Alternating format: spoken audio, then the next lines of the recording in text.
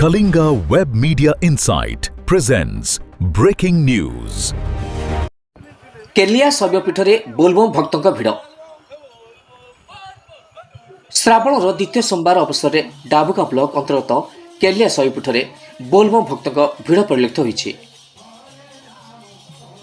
स्वयंभू केलिया शैवपीठरे नैसर्गिक शोभा एवं आध्यात्मिक परिवेश भक्तों आकर्षण होइछि। केलिया झाड़ेश्वर उन्नयन कमिटी द्वारा भक्तों सुविधा पाई आवश्यक आयोजन प्रतिवर्ष वर्ष कराई।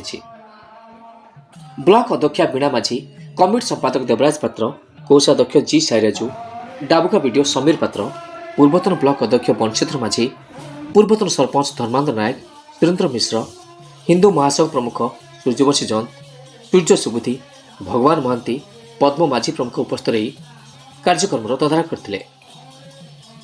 अन्य जिला तथा छत्तीसगढ़ अंचल श्रद्धालु माने समागम होते। नवरंगपुर मीर संग्र पात्र रिपोर्ट ओटीएन टीवी।